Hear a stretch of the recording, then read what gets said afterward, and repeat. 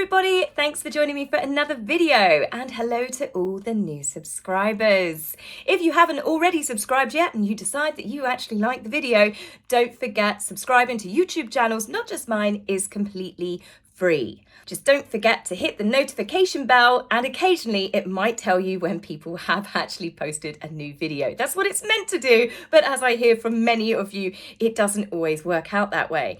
So let's just dive straight into it. The divorce has been announced. I mean, a few people predicted it, but it's actually happened. No, not theirs, but theirs. I think Sophie Trudeau is about to find out who her true friends and allies really are.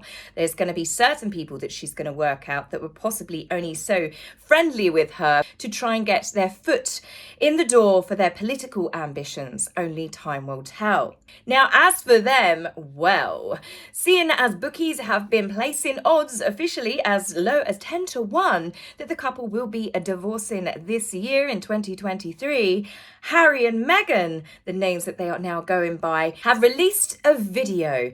This video is a surprise video because everything they do is apparently a surprise. And it was to thank and congratulate winners of their Safer Tech grant through Archwell.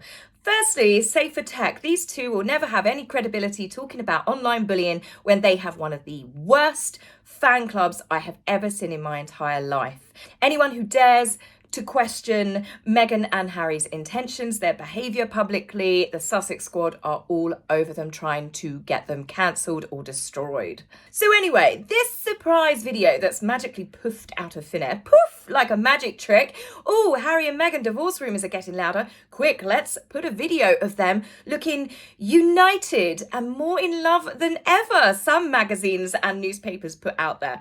I think they might have been watching a different video. I don't know about you guys, but these two couldn't even abide to look at each other. They are so far apart, they might as well be sitting in armchairs. And on top of that, Meghan's jaw looks so tight, and people compared it to the Alien franchise. And I have to say, when you compare these shots side by side, they might, in fact, have a point. Now, the moment that she goes tense, however, is very telling because it's when Harry has a chance to speak. She cannot hide her disdain when other people try to talk. She doesn't like it whatsoever, and this was one of the moments. So this surprise video was supposedly to just thank the winners.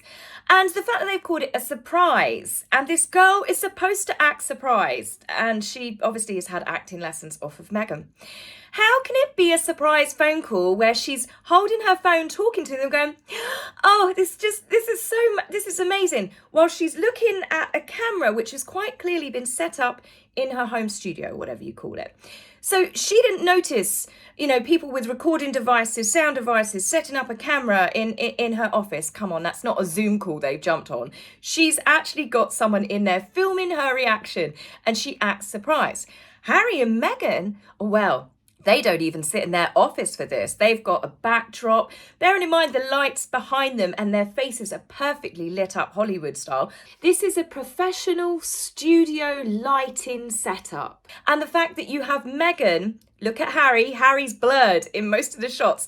Meghan is the focal point of all of this. That's why Harry is dressed to match Meghan and his hair colour. Harry is kind of neutral and blends in with the background. Meghan with her beautiful dark hair, it frames her face. It makes her pop and stand out. This is all deliberate. But for them to be trying to say that this is all a big surprise, they must have done so many different takes of this because there's Meghan from this angle, Meghan from that angle. Harry's just a stage prop at this point. Meghan is doing everything she can to make sure that she's grinning and smiling at the phone, at the air. In fact, absolutely everything in her focal point, apart from her husband, the love of her life. She doesn't look at him. She's not interested in looking at him. So I'm sorry, if this video was meant to get people to think, oh yeah, no, look at them, they're so in love, it's just like when they were married and she was hanging off of him, I think it's backfiring. If anything, most people are seeing it for what it is. One, it's too conveniently timed that it came out when the divorce rumours are at their highest peak. Two, Prince William has just done a segment, hasn't he, for the Earthshot Prize, the Earthshot burgers. Notice Harry and Meghan, no titles. They're not calling themselves the Duke and Duchess. They flip that switch again. Just call me Harry. They are trying to come across as down to earth. And we know it's too little, too late. If they were serious about being known as just Harry and Meghan, they would have done that 3 years ago. Meghan has literally contacted magazines when they have just called her Meghan Markle to get them to change it to Meghan, Duchess of Sussex. Meghan couldn't even read a children's book, her book as well, on story time without calling herself the Duchess of Sussex. You know, like a duchess means anything to children. The fact that they felt the need, rather than just calling the winners and congratulating them, that they needed to do a whole production around, Meghan making the phone call, tells you absolutely everything. Even Archwell's own winners of their grant, Meghan cannot handle people having just a little bit of limelight without her being involved.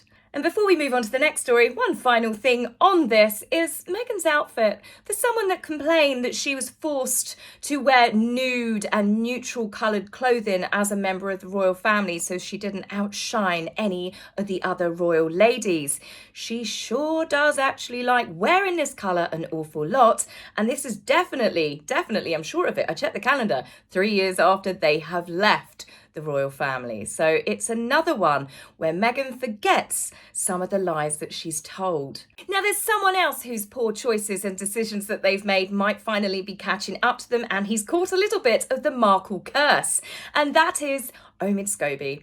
We only recently found out that Omid Scobie's company, he hadn't filed his returns, his company was due to be liquidated, and anything that he owned through that company would be returned to the ownership of the Crown. And now Yahoo have reportedly let him go. But it was worded in such a way Meghan herself could have written it. For those asking, I chose not to renew with Yahoo News in order to focus on new projects. Yeah, right. And that to me sounds like I was let go, but they've allowed me to spin it as a mutual agreement, just how Meghan tried to spin it with Spotify. But in tomorrow's video, I'm definitely going to dive deeper into that one because she's now blaming Spotify. But as for Omid saying, I chose not to renew, as you do, I mean, he's made so many blunders. When the Queen had died, I think he was actually fed this information by Harry. I think they planted a red herring when Harry went up to Balmoral. But Omid, as a royal correspondent, said that the Queen's body would be transported from Scotland to the United Kingdom via train. Now, firstly, as we know, the Queen was actually transported via the RAF, who did a superb job. Secondly, Scotland is part of the United Kingdom and not separate from it. Okay, people make mistakes. He was live on air, but the fact that he also added that in, that the Queen's body would be transported, and he was so sure of himself.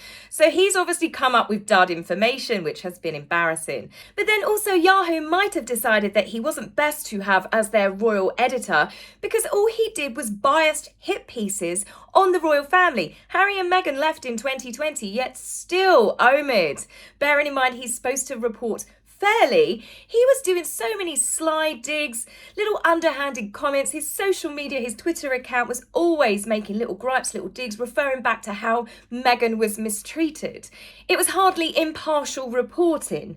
I mean, for the fact that 2023 has seen Harry and Meghan have the worst year so far with regards to projects, deals, friendships with A-listers, Hollywood power players who have completely trashed them. Then, of course, we have the fabulous South Park episode that really did signal the beginning of the end for the couple. Harry's disastrous court case statements where he's suing people yet having no evidence. Then you had the New York car chase, the near catastrophic, dramatic, my wife near enough died like my mother. Turned out that it was actually a set-up stunt, and the only people the police spoke to were their security. And then, of course, we've now got the steady stream of rumours that their marriage is, in fact, in serious trouble. So for Omid to still be reporting so positively about them and ignoring everything that's come out in the news, to never criticise one thing or question it, it's made him look stupid and further reaffirmed his title of being their mouthpiece. Plus, he also popped up on one of Harry's court cases to give evidence that he himself was asked by the evil media to to tap people's phones. So he is very much one-sided, and it's clear to everyone which side of the fence he is on. So there you have it, quite clear evidence that the Markle curse is strong and it has struck again. Now, it's hardly any wonder that all of these A-listers are, dropping them like a hot potato, because they're like, I'm not having any of this negativity touching my life, my career, especially because so many of them working in the industry, they want Prince William and Catherine, the Princess of Wales, on side, the fact that Prince William, the BAFTAs, for example. So it's quite clearly obvious that they're well aware which side their bread is buttered. But Harry and Meghan just seem to carry this reverse Midas touch wherever they go, and it's obviously spilling over to people that have sided with them. Now, one person, Serena Williams, as we know, she was a one-time friend of Meghan, but people are now calling in whether Serena herself has actually finally dropped Meghan, because Serena is expecting her second child with her husband, Alexis. Well, Serena decided to do what so many people do now and throw a gender reveal party, but it then turned into a really cool-looking 50s themed baby shower. Serena had guests such as Eva Longoria, who is a longtime bestie of Victoria Beckham, and as we know, and as I discussed in the last video, the story is coming up again how David and Victoria Beckham have ended their friendship with Prince Harry after Meghan convinced Harry that Victoria Beckham was selling stories on them. I mean, the fact that Harry is deluded enough to believe that, honestly, truly astounds me. It's laughable, but you can see why Victoria has turned around and said no thank you. And of course, I can't imagine that Eva, being friends with them, probably holds Meghan in very high regard. Also in attendance was Serena's sister Venus, Kelly Rowland from Destiny's Child, bandmate of course to Beyonce, and as we know, Beyonce, she's been involved a little bit on this storyline of Harry and Meghan, from the embarrassing Lion King premiere where they begged for work, which was just one of the worst things I think I've seen a member of the royal family do. The desperation was real. But also Meghan did a faux pas where she was naturally being filmed for Netflix when a text message came through, perfect timing, who'd have thought it, from Beyonce, and she read it out saying that Beyonce was supporting her. So again, that's something I can't imagine Beyonce really appreciated. But you can see here with Serena's guest list, you can see there might be a couple of people that maybe aren't too fond of the thought of Meghan being there. I don't know if Serena did invite her and Meghan was too busy probably trying to tap into Gavin Newsom's offices, for which she has been blocked. Or whether the fact that Serena and her just aren't that close friends and she wasn't invited. To be fair, Meghan didn't go to Olympia's baby shower when Serena was pregnant with her. Meghan didn't go to Serena's and Alexis's wedding. So that's all very bizarre, isn't it, if they're really, really close. Serena and Alexis were invited to the royal wedding, and they were spotted even at one of Harry's polo games not long after. And of course, Serena was actually the one that helped organise Meghan's New York star-studded baby shower.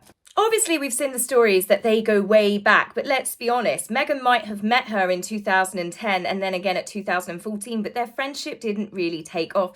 It was only round about 2014-15 when Meghan appeared to surprise her friend and hugged her like they had been childhood friends forever, naturally on camera. And of course, who can forget when Meghan, mere weeks after giving birth to baby Archie, she flew to New York without her tiny baby, and she was caught on camera looking incredibly friendly with Serena's husband.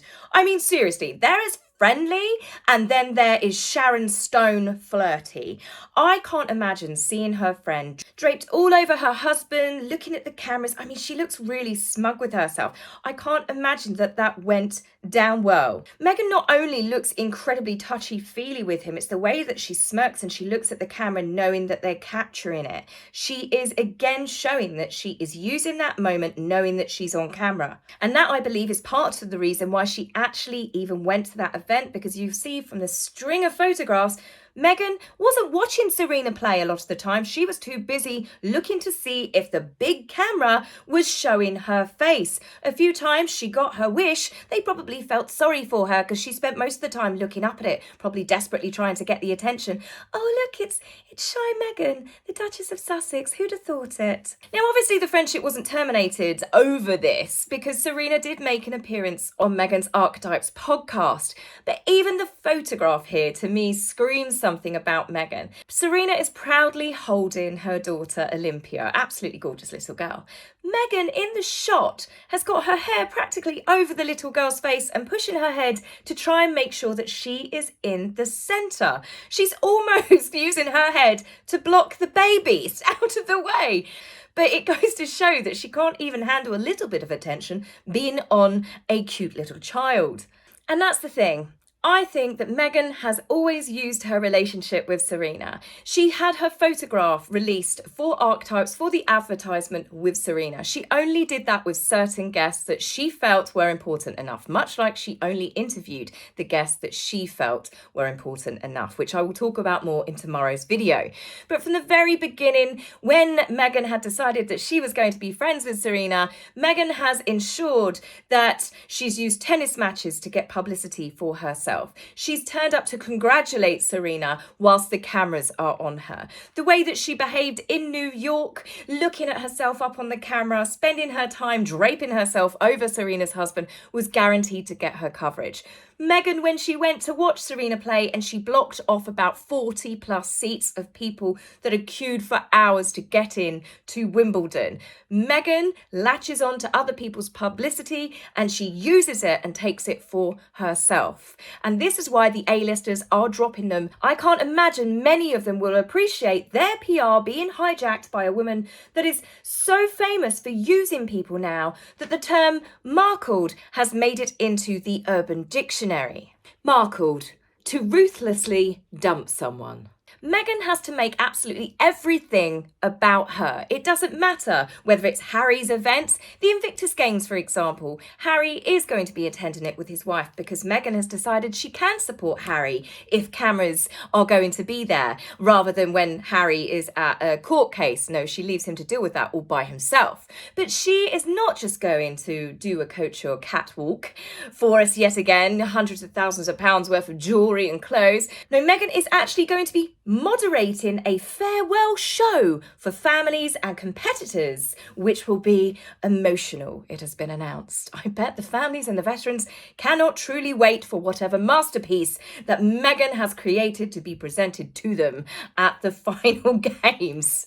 But that's a pure example of Meghan's narcissism. She can't let Harry have anything on his own. She wants to bathe under the spotlight. The same as at the beginning of the video when I said it was Archwell's grant, her own foundation with Harry, and she had to do a whole production where she was the star of the show, ringing to congratulate the winners, which she just could have just given them a phone call off camera. Everything is always and always will be about Mimi. So on that note, guys, I'm going to end the video and I will see you tomorrow where we need to talk about the blame game, because nothing, anything is ever Harry and Meghan's fault. See you soon. Bye.